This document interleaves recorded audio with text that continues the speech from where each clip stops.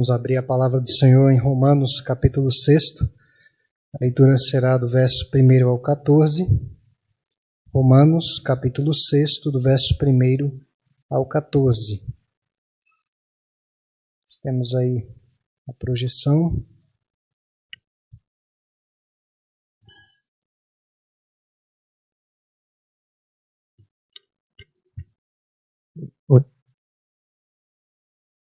Romanos 6, do 1 ao 14, diz assim: Que diremos, pois? Permaneceremos no pecado para que seja a graça mais abundante? De modo nenhum. Como viveremos ainda no pecado, nós, os que para ele morremos? Ou porventura ignorais que todos nós que fomos batizados em Cristo Jesus fomos batizados na sua morte? Fomos, pois, sepultados com ele na morte pelo batismo, para que, como Cristo foi ressuscitado dentre os mortos pela glória do Pai, assim também andemos nós em novidade de vida. Porque se fomos unidos com ele na semelhança da sua morte, certamente o seremos também na semelhança de sua ressurreição. Sabendo isto, que foi crucificado com ele o nosso velho homem, para que o corpo do pecado seja destruído e não sirvamos o pecado como escravos. Porquanto, quem morreu está justificado do pecado. Ora, se já morremos com Cristo, cremos que também com ele viveremos. Sabedores de que, havendo Cristo ressuscitado dentre os mortos, já não morre. A morte já não tem domínio sobre ele, pois quanto a ter morrido de uma vez para sempre, morreu para o pecado. Mas quanto a viver, vive para Deus. Assim também vós, considerai-vos mortos para o pecado, mas vivos para Deus em Cristo Jesus. Não reine, portanto, o pecado em vosso corpo mortal, de maneira que obedeçais às suas paixões. Nem ofereçais cada um os membros do seu corpo ao pecado, como instrumentos de iniquidade, mas oferecei-vos a Deus, como ressurretos dentre os mortos, e os vossos membros a Deus como instrumentos de justiça. Porque o pecado não terá domínio sobre vós, pois não estáis debaixo da lei, e sim da graça. Só até aqui, irmãos, a leitura da palavra do Senhor, o verso 14. Nos versículos iniciais, Paulo deixa clara a problemática que vai tratar nessas linhas que nós escrevemos. Pode passar, Paulo, aí para mim? Pode passar nas telas. Pode passar toda essa tela aí. Essa parte introdutória. Então, Paulo trata sobre uma suposta licença que a graça teria dado para o crente para que ele vivesse pecando. Paulo vai tratar basicamente disso em toda essa sessão. Será que pelo fato da graça ser abundante, verso 20 do capítulo 5, onde habitou o pecado, superabundou a graça, muitos poderiam pensar, ora, se onde habitou o pecado superabundou a graça, então eu vou pecar mais para que tenha mais graça ainda, a graça seja ainda mais abundante, maior. E Paulo responde já logo aí no verso 2, que diremos, pois, né, o verso 1, permaneceremos no pecado para que seja a graça maior, mais abundante. Paulo diz, de modo nenhum. E nos versos seguintes, Paulo vai pontuar aí pelo menos 3 ações, nós vamos falar mais adiante, que os seus leitores devem ter para que possam experimentar a vitória sobre o pecado. Como efetivamente vivermos livres do pecado? Essa deve ser a indagação de todo crente que verdadeiramente deseja servir a Deus. Não é como eu posso ser o melhor crente, uma pessoa mais amável, uma pessoa mais aceitável, uma pessoa que tenha um trânsito político satisfatório na família, na igreja, no trabalho, uma pessoa simpática. Paulo não está falando de nada disso aqui. Paulo está falando como que eu, como crente, posso de fato agradar a Deus e me ver desvencilhado do pecado. Muitos poderiam pensar, ora, onde abundou o pecado, superabundou a graça, então eu vou pecar mais, para que a graça seja mais abundante. Muitos poderiam acusar o apóstolo Paulo de libertino, ou alguém que conduzia os seus discípulos a uma vida desregrada, uma vida sem freios morais, uma vida que é conduzida apenas por suas próprias paixões. A doutrina da justificação pela fé poderia conduzir algumas pessoas a se sentirem muito à vontade para pecar. Tendo em mente esse tipo de interpretação errada, antibíblica e eu diria demoníaca, Paulo vai aqui trabalhar essa terceira seção do seu escrito, justamente defendendo o espírito da doutrina da justificação pela fé. Meus irmãos, eu já realizei visitas a pessoas que pertenceram à igreja, hoje não estão mais na igreja, não estão mais congregando conosco, nem em outro lugar, e pessoas que me disseram o seguinte: pastor, eu aprendi lá na segunda igreja que eu sou predestinado, e uma vez salvo, salvo para sempre, eu não vou perder minha salvação. E a pessoa vivendo desregradamente, absolutamente entregue a toda prática de pecados, e eu, corajosa e biblicamente, disse: o que você está acreditando não é toda a doutrina ensinada pela igreja, e o que você está acreditando e vivendo é uma doutrina diabólica que está te levando para o inferno. O crente não foi chamado para viver de qualquer jeito, porque uma vez salvo, salvo para sempre, então eu vou pecar à vontade. Não, isso é um engano. Então observem, irmãos, que na primeira parte Paulo fala da perdição de todos os homens, capítulo 1, pouco do capítulo 2. E daí, ele, na segunda parte, ele trata da justificação dos eleitos, que nós falamos até a semana passada sobre esse tema da justificação. E na terceira parte agora, ele vai falar sobre santificação. É esse andar com Deus, na presente vida, nessa vida temporal. Então, no capítulo 6, Paulo vai falar que Deus nos liberta do domínio do pecado. Nós não somos mais escravos do pecado. Esse é o tema geral do capítulo 6. No capítulo 7, ele fala que a graça de Deus nos liberta do domínio da lei. Nós não estamos sujeitos à letra da lei, presos à letra da lei, de modo que Jesus não guardou o sábado como os judeus guardavam, mas ele comeu no sábado, ele pregou no sábado, ele socorreu pessoas no sábado, ele curou pessoas no sábado, resgatando o espírito da lei. Nós não somos mais escravos da lei. No capítulo 8, Paulo fala que pela graça Deus nos concede o seu espírito para que o sirvamos em novidade de vida. Então do capítulo 6 até o 8, ele trata como que nós devemos viver o cristianismo. Pode passar para o próximo aí, Paulo, por favor. Como viver o cristianismo? Então, o que aprendemos sobre a aplicação da justificação pela fé em relação ao pecado no nosso dia a dia? O que nós podemos aprender?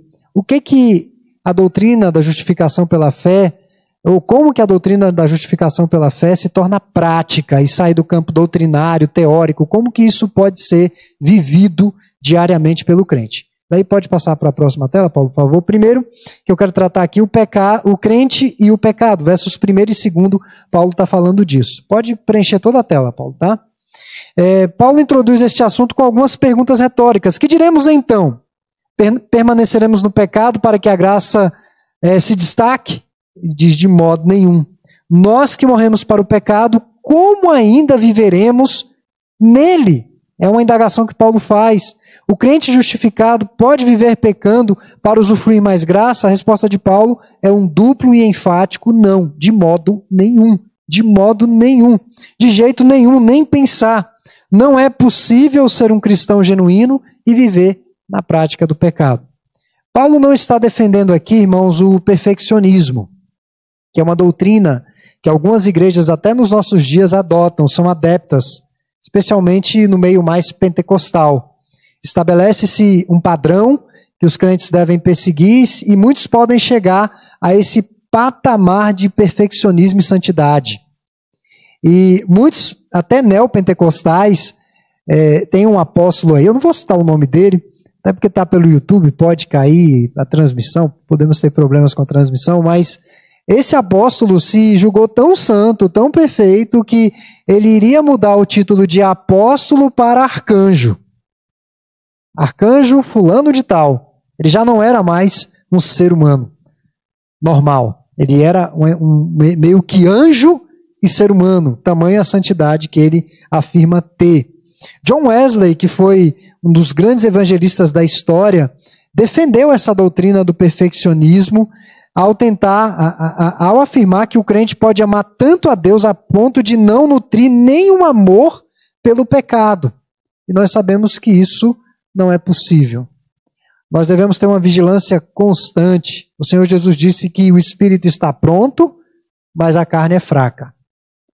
Então, às vezes, só citando um exemplo no âmbito pastoral, o pastor pode achar que está exercendo uma boa liderança na igreja, uma firme liderança na igreja, mas é uma liderança por orgulho pessoal. Os seus caprichos, as suas decisões têm sempre que prevalecer. Ele está exercitando o ministério pastoral, aquilo que Deus o chamou para fazer, mas com as motivações erradas, com o coração tomado de pecado. E todos nós estamos sujeitos a passar por uma situação semelhante a essa. Por outro lado, é errado afirmar que o crente peca a todo instante. O crente não vive pecando como prática habitual. O pecado, quando acontece, deve ser um acidente. Acidente é algo não deliberado. O pecado não deve ser uma marca da igreja, uma marca do crente. O reverendo Augusto Nicodemos, comentando esse trecho, ele traz um exemplo que eu achei fascinante e que capta bem o que Paulo quer dizer aqui sobre o pecado ser um acidente. Ele diz que se você vai percorrer daqui para o Nordeste, vamos supor, 1.500 quilômetros, 2.000 quilômetros, você vai de carro. É até concebível que o pneu do seu carro fure aí umas 3 vezes, uma vez, sei lá, quem sabe 5 vezes, não sei. Mas o pneu do seu carro furar a cada 50 quilômetros, ninguém merece. A cada 50 quilômetros você vai ter que dar um jeito de fazer um remendo nesse pneu. Ele usou isso como um exemplo para o pecado. O pecado não deve ser algo que ocorra constantemente na vida do crente. É um acidente de percurso. Ele vai acontecer como um acidente de percurso. Se você começa a viajar daqui para o Piauí ou daqui para a Bahia e o seu carro começa a furar o pneu demais, vai chegar um ponto que você vai dizer, eu não vou viajar mais de carro. Essa viagem é inviável. Eu vou de avião, eu vou de bicicleta. Acho que vai ser melhor. Então, o pecado na vida do cristão deve ser um acidente. A tentação está sempre presente, aguçando os nossos desejos e cobiças, mas hoje nós temos condições de dizer não. Temos condições de dizer não. Um exemplo simples é o nosso comportamento no trânsito. Nós somos desrespeitados e muitas vezes desrespeitamos também no trânsito. E eu garanto para você que a maioria das pessoas que te desrespeitam no trânsito, não é porque elas querem, não é porque elas querem te irritar ou provar a sua paciência. Mas é muito difícil achar um crente que toma uma fechada ou é desrespeitado no trânsito, dá a passagem para a pessoa e diz assim, e ora no seu coração, diz, não vou guardar raiva, ira, Deus abençoe a vida dessa pessoa, que essa pessoa seja liberta desse pecado ou que Deus seja com ela. Raramente vamos fazer uma oração desse tipo. Você deseja que a pessoa, Você tem outros desejos no seu coração em relação àquela pessoa barbeira. Então, irmãos, não é normal permanecer no pecado após ter conhecido a graça de Deus. Tá? Então, o crente e o pecado. Uma outra lição, pode passar tudo, tá, Paulo? O crente já morreu para o pecado, versos 3º ao 5º. Nestes versos, Paulo indica a base para a vida cristã. Se estamos em Cristo, recebemos os benefícios da sua morte e ressurreição. Se eu morri, eu ressurgi com Cristo. O mundo e o pecado não têm mais domínio sobre mim. Morri com Cristo, mas continuo com desejos pecaminosos. O que é isso, pastor? Se a Bíblia diz que eu morri para o mundo, por que eu ainda nutro desejos pecaminosos no meu coração? E Paulo nos ensina que a nossa vitória vai se concentrar justamente na cruz de Cristo. Ele fala sobre o batismo e a nova vida no Redentor nesses versos. E o batismo é um sinal de que o velho homem morreu. Há uma renovação. É um símbolo do renascimento. E quando Cristo morreu na cruz, eu também morri para o pecado e para a corrupção. Então, quando ele ressurge ao 3º dia, vencedor da morte e do pecado, eu também me tornei um vencedor. E a proposta de Paulo é uma nova vida, é um caminhar em novidade de vida. Então, se nós incorremos nos mesmos pecados, volta e meia, tem gente que tem uma santificação regressiva. A santificação deveria ser progressiva. A pessoa deveria se tornar mais parecida com Cristo. Eu não vou dizer nem se tornar melhor, porque isso é muito relativo. Mas a cada dia que passa, nós temos de nos parecer mais com Jesus. E se isso não está acontecendo, algo está errado. O cristão não vive na prática do pecado, fazendo a vontade da carne e dos pensamentos, agindo conforme os desejos e os impulsos do seu coração.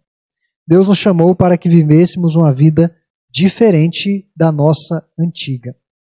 Uma outra lição que nós aprendemos, pode passar aí, Paulo, por favor. 3 atitudes, isso que eu falei no início, 3 atitudes de uma vida transformada. E é aqui que nós vamos extrair a nossa lição hoje à noite. Saber, considerar-se e apresentar-se.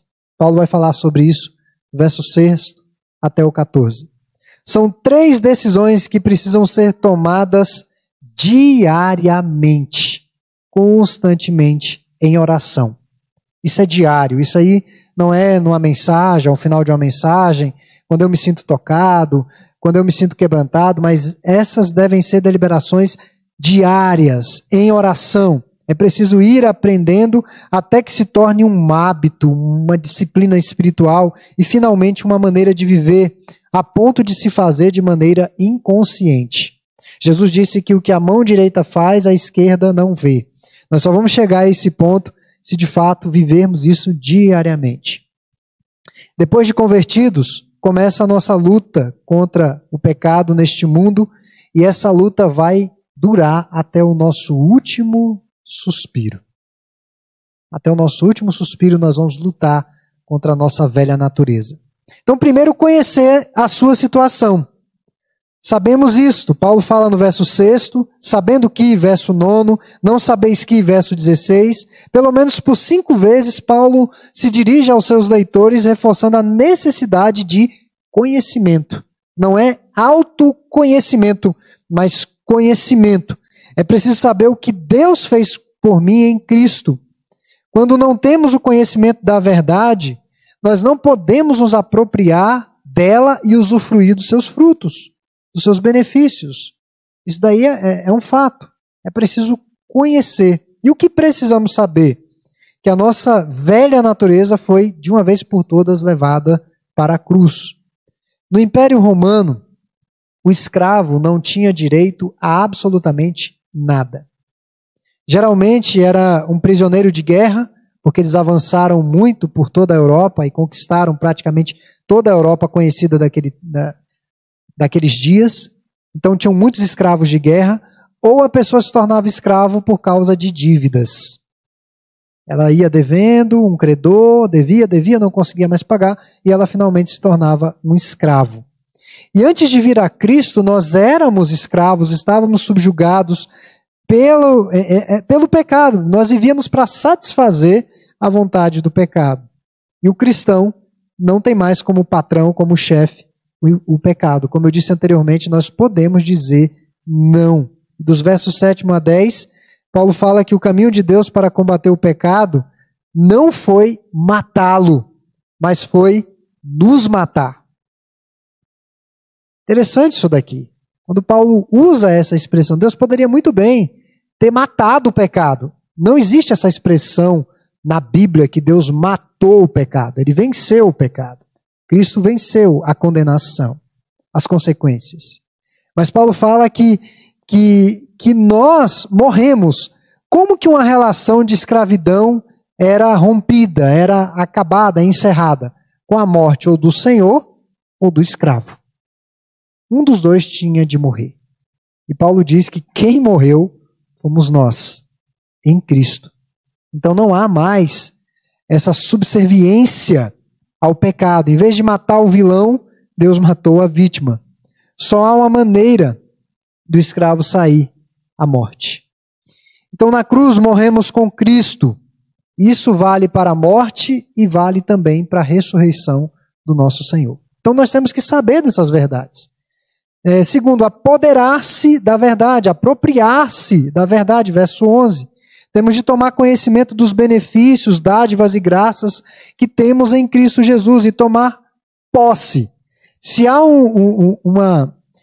digamos assim, um momento em que essa expressão tão contemporânea e mal utilizada e mal intencionada é usada nos círculos neopentecostais, eles falam, tome posse da sua bênção, tome posse de não sei o quê.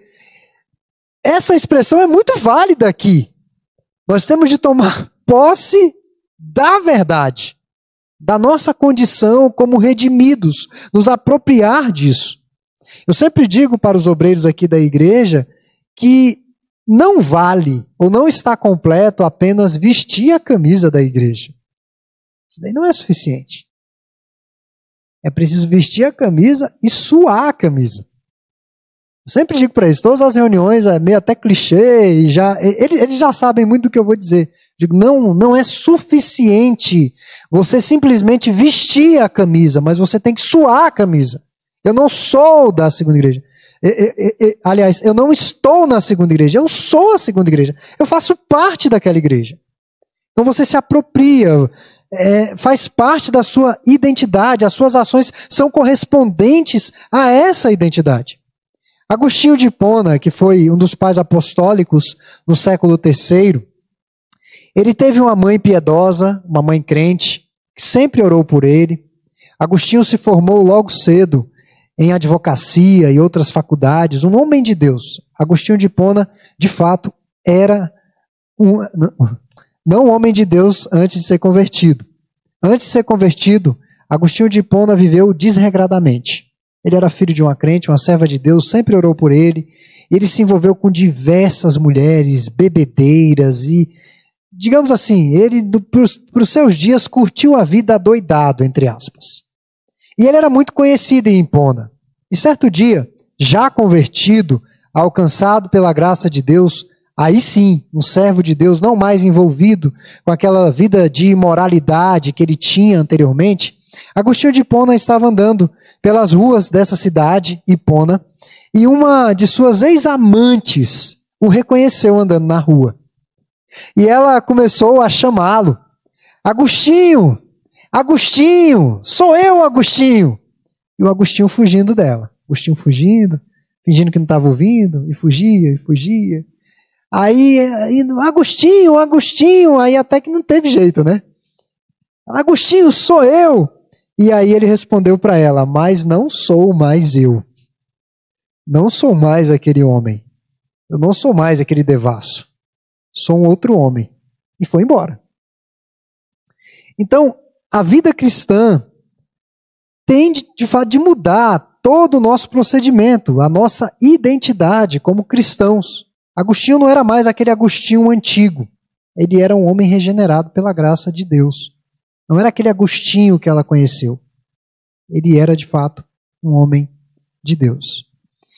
E certa feita, um crente disse assim, pastor, eu não sei, eu sou muito tentado, e se o diabo resolver bater a porta do meu coração, pastor? O que eu faço? As tentações, e o pastor disse àquele rapaz, olha, peça a Jesus que atenda a porta. Se o diabo bater a porta, se Satanás estiver à espreita, peça a Jesus que atenda a porta. Jesus habita no seu coração. Então nós temos de nos apropriar, na verdade, não apenas conhecer. E terceiro e último, apresentar-se a Deus, versos 12 a 14. Apresentar-se a Deus como instrumento de justiça. O pecado ainda quer assenhorar-se, verso 12, da minha mente, do meu corpo, da minha alma, quer semear corrupção por meio de mim ou da minha vida, por toda a humanidade. A vida cristã esperada é a que o pecado não reina, quando eu não obedeço às minhas próprias paixões. Por quê? Será que é porque eu sou forte? Será que é porque eu sou inteligente? Será que é porque eu sou santo? Ou sou super espiritual? Ou tenho essa imagem? Não. porque eu morri para o pecado. Eu não vivo mais para o pecado. Ao apresentar os nossos corpos a Deus, o pecado não terá mais domínio sobre nós. E isso é uma promessa da parte de Deus. A graça nos liberta do antigo padrão e nos dá uma nova vida, nos dá uma nova perspectiva. Se você é um crente verdadeiro, você não terá prazer nas insanidades e loucuras deste mundo. Nada. Porque você sabe, porque você se apoderou da verdade e você tem se apresentado a Deus. Você não vai dar os seus ouvidos para chocarrices, para piadas de mau gosto. Você não vai ter prazer em ver o outro sofrendo. A diversão do mundo não será a sua diversão. Sua vida vai ser diferente. E não é porque você tem que dar um testemunho. As pessoas falam, pastor, tem que ser diferente para dar um testemunho. Não é meramente um testemunho, porque você é assim. A sua vida é assim, simplesmente assim. Pela graça de Deus. Pode passar para a última tela, Paulo, por favor? Nas considerações finais, a Bíblia ressalta que a fé sem obras é morta. Sem santificação, ninguém verá o Senhor. E quem é nascido de Deus não vive na prática do pecado, porque essa graça salvadora nos liberta, nos transforma e muda a nossa vida. Como alguém afirma ser salvo e vive igual ou pior que o ímpio? Nós vemos muitos crentes nessa situação. Diz que é salvo, mas não tem nada de salvo na vida da pessoa. Você não consegue ver nenhum fruto de vida cristã. Como que essa pessoa diz que é salva? E como que essa pessoa se apropria inadequadamente de uma doutrina tão bela e abençoada que é a predestinação para defender os seus desatinos e as suas insanidades pecaminosas? Isso é um erro. Isso tem que ser denunciado, é um erro. Vida cristã é vida transformada. Essa vida santa ocorre na luta diária, de forma intencional e com muita oração. É preciso muita oração. O mundo que a gente vive, irmãos, é um mundo difícil. Para todos.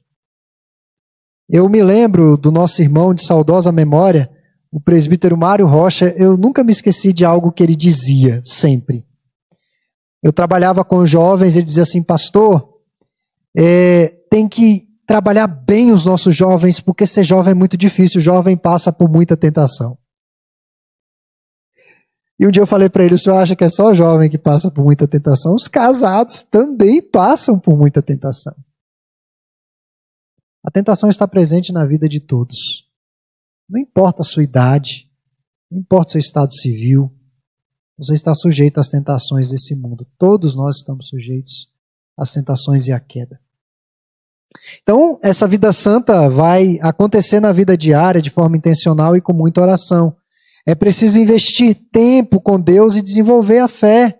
É preciso investir tempo para ouvir a palavra, para ler a palavra, para compartilhar com os irmãos, estar cada vez mais familiarizado com a sã doutrina, cada vez mais ligado à fé. É preciso desenvolver a fé. E aí eu coloquei essa pequena imagem aí, porque a fé é como um músculo.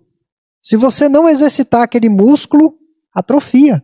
E eu não estou falando de exercício físico meramente.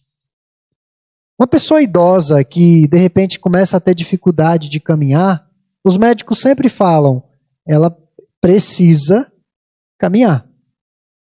Ela precisa caminhar nem que seja do quarto para a cozinha até o banheiro. Ela não pode ficar sem caminhar muito tempo porque vai atrofiar. Vai chegar um momento que ela não consegue mais se sustentar em pé e ela não vai mais conseguir caminhar. E ficar parada, a tendência é tudo ir parando. Assim é a fé. Se a minha fé... Não adianta você ter lido a Bíblia 10 milhões de vezes e hoje não ler mais. Não adianta você ter sido uma pessoa muito ativa na igreja um determinado tempo e hoje não ser mais. Isso não adiantou lá no passado. A fé é um músculo que precisa ser exercitado. E no caso do nosso corpo, é muito interessante isso. Quanto mais velhos, mais necessidade de exercitar.